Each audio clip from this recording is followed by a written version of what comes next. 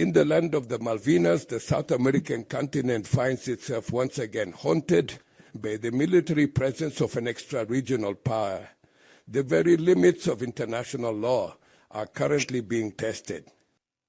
A military intervention in Venezuela would inevitably become a humanitarian catastrophe for the entire hemisphere and set a very dangerous precedent for the whole world.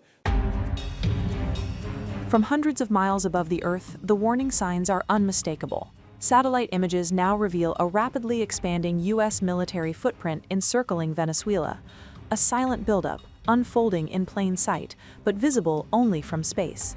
Runways once dormant are alive again, warships are edging closer, and oil tankers are turning back. High-resolution satellite imagery from early September shows construction crews restoring the northern taxiway at Roosevelt Roads, a U.S. naval base in Puerto Rico, reactivated after more than 2 decades. By December, the pictures changed dramatically. F-35 Lightning II fighter jets, refueling aircraft, search and rescue planes, all parked in formation. Tracking data confirms the escalation. Electronic warfare aircraft, EA-18G Growlers, capable of disrupting communications, now operating in the region. Flight trackers show U.S. fighter jets circling the Gulf of Venezuela. At sea, the imagery is just as striking. Sentinel-2 satellite passes show U.S. warships operating less than 100 kilometers from Venezuela's coast. One vessel matches the profile of an Arleigh Burke-class guided missile destroyer. Another resembles the amphibious assault ship Iwo Jima. This armada includes something rarely seen, a converted commercial ship, the MV Ocean Trader, now serving as a floating Special Operations Command Center, and towering above them all, the USS Gerald R. Ford Carrier Strike Group, pushing total U.S. troop numbers in the Caribbean beyond 14,000. The pressure is already reshaping global energy flows.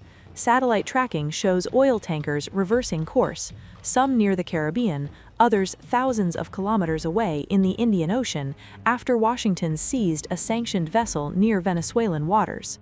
The blockade is not theoretical, it is visible, it is measurable. Venezuela's response is also visible from orbit. Satellite images show at least one tanker moving under apparent naval escort, a rare and risky move that analysts warn could spark direct confrontation. But experts say the imbalance is overwhelming. Venezuela's aging aircraft, limited naval power, and faltering militia mobilizations pale beneath the scale of the U.S. deployment. What began as economic pressure has evolved into a force projection visible from space. The Caribbean is no longer just a trade route, it is a pressure zone, a proving ground, and, according to the images overhead, a confrontation drawing steadily closer.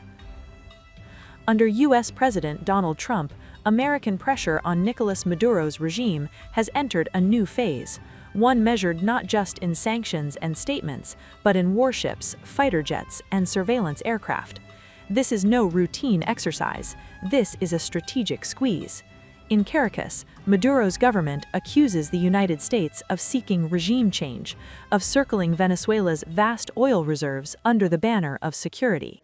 Does the U.S. have the goal of removing Maduro from power? Do you expect any regime change this 2026? I would appreciate if you could answer both in English and in Spanish. In Spanish? Yeah. It sounds so much better in Spanish when I answer that question. No, Okay. but for my colleagues. So I'll start in English. Look, our goal is regional stability and security and the national interest of the United States. The national interest of the United States, specifically when it comes to Venezuela, is as follows. We have a regime that's illegitimate, that cooperates with Iran, that cooperates with Hezbollah, that cooperates with narco-trafficking and narco-terrorist organizations, inclusive not just protecting their shipments and allowing them to operate with impunity, but also allows some of them to control territory, the ELN and the FARC-D. Okay? The ELN and the FARC dissidents operate openly. They have like open camps that they control territory inside of Venezuela. That is our national interest, and that is what this is focused on. And that's what the president's been focused on.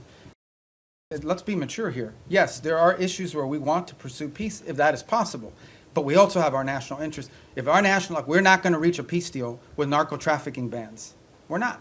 We can't reach a peace deal with MS-13. We can't reach a peace deal with Tren de Aragua. We can't reach a peace deal with the ELN or the FARC that are still pumping drugs into the United States or any of their cartels in Mexico. You can't do a peace deal with these people any more than you could do a peace deal with a mafia. So I think it's important to understand that's different between warring factions and nation states around the world where we feel like maybe we could act as a bridge to bringing about the differences. But when you're talking about things that directly implicate the national interest of the United States, and no one can argue that transnational criminality and terrorism in our hemisphere is not a threat to the national interest of the United States, we reserve the right and have the right to utilize every element of national power to defend the national interest of the United States. And no one can dispute that. And every country in the world reserves the same option. We just simply have more power than some of them do. Wiles already acknowledged that the point of the boat strikes was to pressure Maduro, i.e. have him leave. Why not just acknowledge that this is a regime change? Do you have the quote she said? That this is no, but do you have the quote? To cry uncle. Yeah, so cry uncle, all right? I guess in Spanish you would have to say tío. But I think, I don't know how that, I mean, you can interpret any way you want. But at the end of the day, it is clear that the current status quo with the Venezuelan regime is intolerable for the United States. The status quo, that they operate and cooperate with terrorist organizations against the national interests of the United States.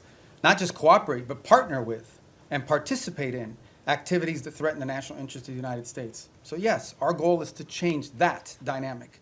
And that's why the president's doing what he's doing. Change that dynamic by ensuring that no one wants to get on drug boats anymore. You know, people were just going out there, you know, openly without any fear of the reaper. And now I think people understand, like, it's not a good idea. By the way, we haven't had a strike in the Caribbean basin in almost 5 weeks. Do you know why? It's not because we stopped looking. It's because no one wants to get on a boat anymore and do that. So it's been effective. Forget about it. In congressional approval on land strikes, do you think that the United States does need to go to Congress in order to conduct land strikes in Venezuela? Well, look, I'm not going to speculate about things that you know, haven't happened and may never happen. I'm not going to speculate on that. All I'm going to tell you is that, two things. And I remind Congress all the time. By the way, I was very consistent on this position because it was my position when I was in the Senate. Number one, no administration, Republican or Democrat, has ever accepted the War Powers Act as being constitutional. That said, multiple administrations, including this one, have sought congressional approval and or certainly congressional notification of actions taken. Why? Because American action is always strongest when it has the buy-in and the participation of a broad set of actors. Now, given our current political climate, that's not always easy because we do have people today in politics that are against everything that President Trump is for. It doesn't matter what it is. It doesn't matter if they themselves had the same position. If it's President Trump's idea, they're against it reflexively. Okay? That's the nature of the current climate in our politics. But I can tell you that to this point, nothing has happened that requires us to notify Congress or get congressional approval or cross the threshold into war. We have very strong legal opinions. We have now briefed Capitol Hill 23 times, 23 briefings.